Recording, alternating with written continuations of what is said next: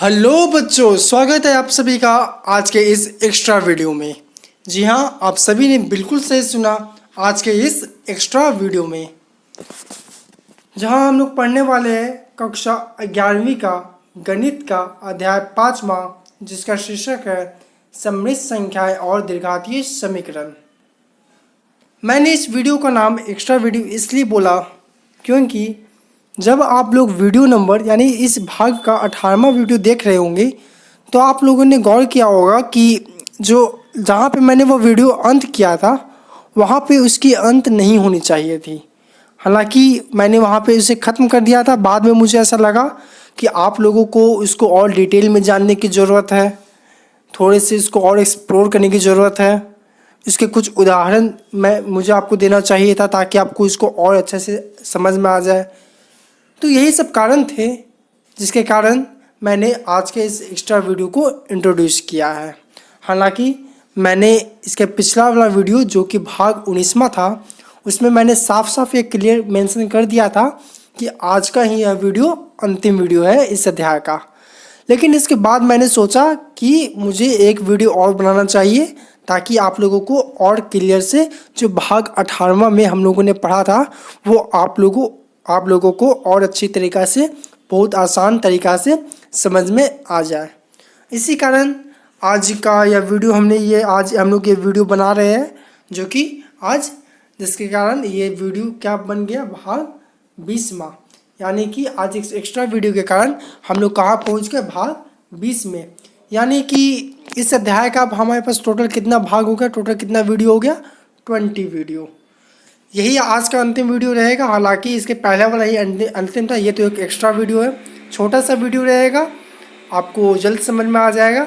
यदि आपको लग रहा है कि कौन सा टॉपिक है मैं इसमें पढ़ाने वाला हूँ, यदि आपको अब तक नहीं समझ में आया तो आप जाके भाग 18वां देखें यानी वीडियो नंबर 18 देखें, आपको समझ में आ जाएगा कि इसमें मैं कौन सा कॉन्सेप्ट को, कौन से टॉपिक को आगे बढ़ाने वाला हूँ। तो चलिए समय को बिना गंवाए आज की इस वीडियो की शुरुआत करते हैं, जहाँ फिर से हम लोग क्या पढ़ने वाले हैं, तो द्विघातीय समीकरण के बारे में पढ़ने वाले हैं। द्विघातीय समीकरण में भी क्या पढ़ने वाले हैं, तो द्विघातीय समीकरण का मूल। अब द्विघातीय समीकरण का मूल में भी क्या पढ़ने वाले हैं, तो विवेचक विधि। किसके बारे में पढ़ने वाले हैं, विवेचक विधि के बारे में। अब विवेचक विधि में भी क्या पढ़ने वाले हैं, तो ये जो विवेचक का है उसका प्रॉपर्टी हमने कुछ अंतिम वीडियो यानी भाग 18वां में कुछ डिस्कस किया था, उसी को आज हम लोग आगे बढ़ाते हुए और अच्छी तरीक़ा से आसान पूर्वक समझने का प्रयास करेंगे।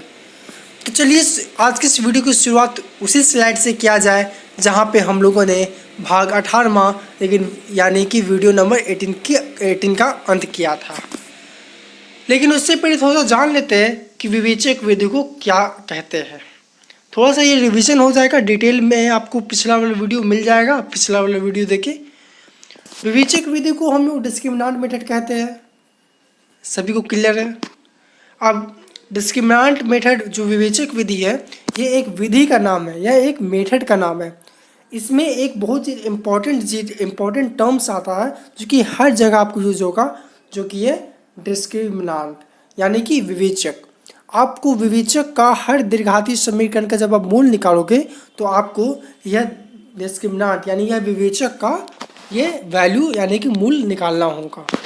इसलिए गणित में विवेचक के लिए एक अलग सा सिंबल दे दिया गया है कि इस पार्टिकुलर अल्फ़ाबेट से हम लोग विवेचक यानी कि डिस्क्रिमिनेंट को दर्शाएंगे। तो वह लेटर क्या है, कैपिटल डी। क्या है, कैपिटल डी। यहाँ तक आप लोगों को समझ में आ गया होगा, थोड़ा थोड़ा ओवरव्यू है ताकि जो न्यू है वो थोड़ा सा लगभग समझ जाए। हालांकि मैं ये नहीं कह रहा हूँ कि इतना से आपको पूरा समझ में आ जाएगा, इतना से मात्र आपको ज़्यादा से ज़्यादा समझ में आएगा तो 10% आएगा, उससे ज़्यादा नहीं आने वाला है। आपको डिटेल में समझना है। आप पिछला वाला वीडियो देखें, ये भाग 20वां यानी इस अध्याय का 20वां वीडियो है। इससे पहले 19 वीडियो पोस्ट है, अब वो पूरा 19 वीडियो देखें ताकि आपको यह चैप्टर या पूरा अध्याय अच्छी तरीके से समझ में आ जाए। तो यहाँ तक आप लोग समझ गए कि डिस्क्रिमिनेंट मेथड में एक बहुत इंपॉर्टेंट टर्म आता है जिसको क्या कहते हैं, डिस्क्रिमिनेंट। हिंदी में विवेचक, इसको क्या से दर्शाया जाता है, तो capital letter of alphabet D से।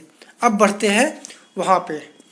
यहीं पे हम लोगों ने लास्ट यानी कि वीडियो नंबर 18 का अंत किया था। अब आज हम लोग वीडियो नंबर 20 का यानी जो एक्स्ट्रा वीडियो है उसकी शुरुआत यहीं से करते हैं। हम लोगों ने जाना था कि यदि d 0 से बड़ा होगा तो हमारे पास दो वास्तविक मूल मिलेंगे।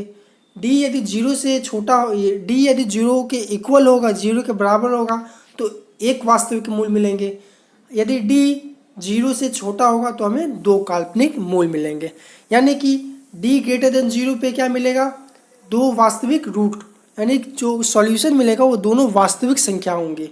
जब d 0 होगा तो जो सॉल्यूशन क्वाड्रेटिक इक्वेशन या दीर्घातीय समीकरण का मिलेगा, x का चर का जो मान मिलेगा उसमें से बस और बस एक ही वास्तविक मूल आपको मिलेगा, काल्पनिक एक भी नहीं मिलेगा। जो मिलेगा बस एक वास्तविक मूल मिलेगा।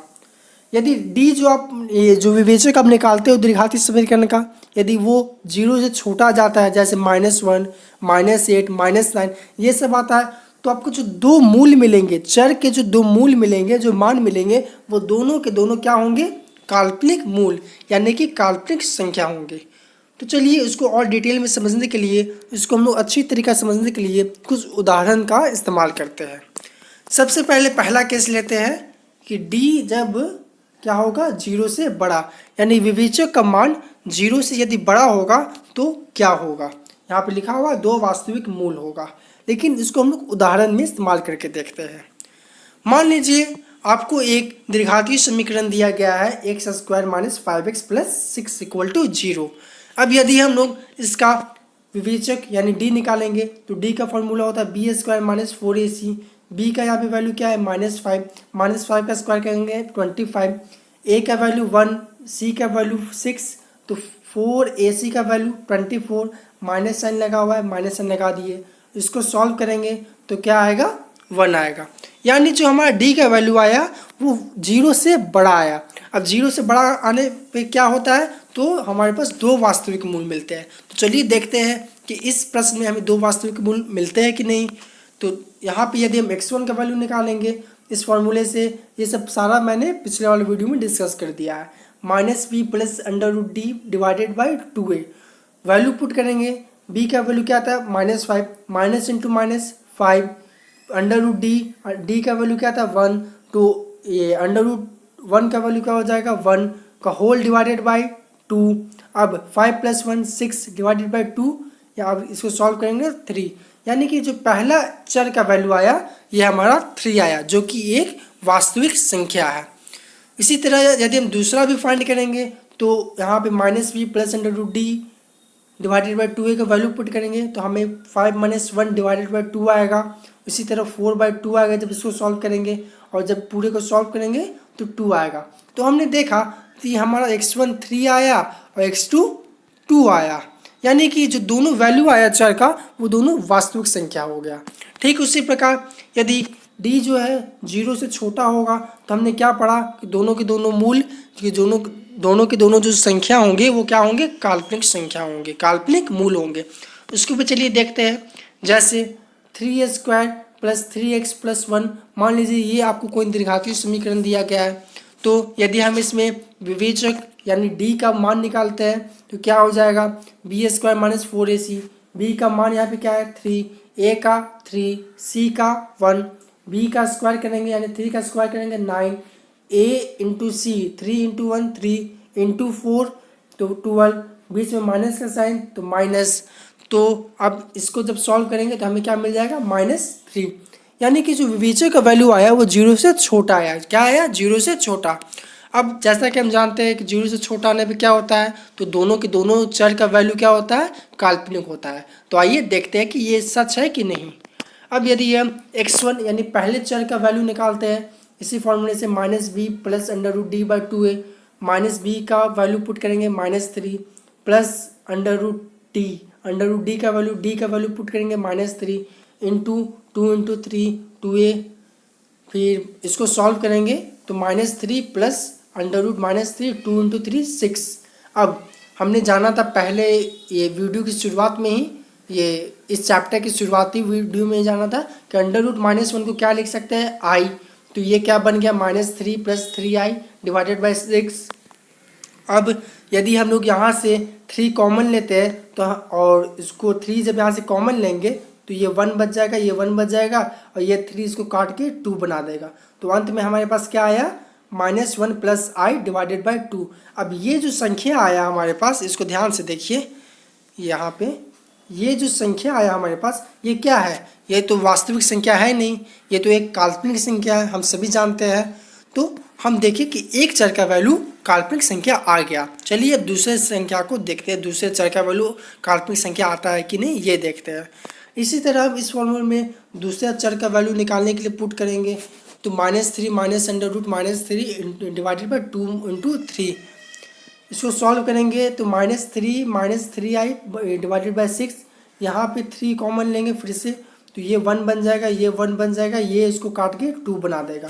तो अंत में हमारे पास दूसरा चर का वैल्यू क्या आया, -1 i डिवाइडेड बाई 2, यानी ये भी क्या है, हमारा एक काल्पनिक संख्या है।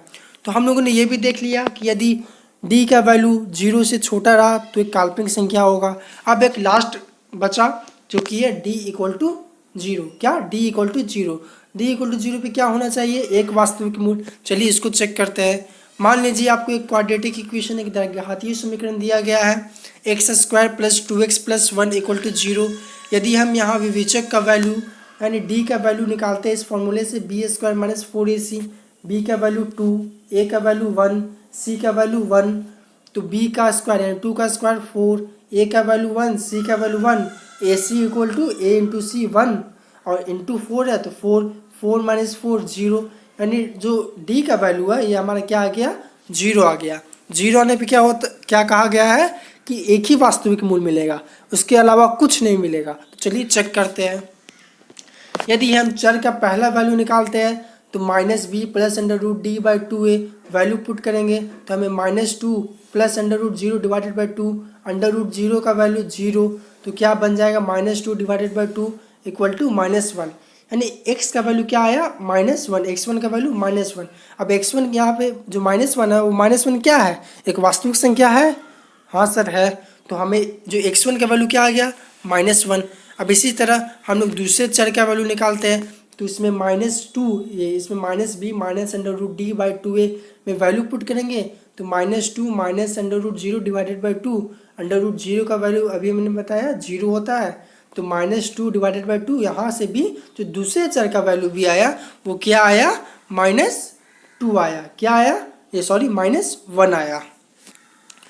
तो यानी x1 और x2 दोनों चर का वैल्यू क्या आया, -1। इसीलिए यहाँ पे लिखा हुआ था कि यदि d यानी विवेचक का मान 0 हो जाता है तो जो एक ही हमें वास्तविक मूल मिलेंगे, यानी जो दोनों चर का वैल्यू होगा वो इक्वल होगा, सेम होगा, और सेम में भी क्या होगा, कौन सा संख्या होगा, तो वास्तविक संख्या होगा।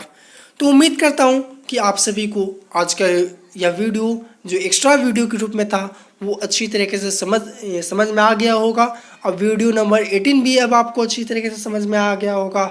तो इसी के साथ इस बार मैं रियली में बोल रहा हूँ कि आज का यह अध्याय, ये जो 5वां अध्याय था कक्षा 11वीं का, ये सममित संख्या द्विघातीय समीकरण का, वो पूरी तरह से अच्छी तरीक़ा से हमारा समाप्त हो चुका है। तो आज के लिए इतना ही, धन्यवाद।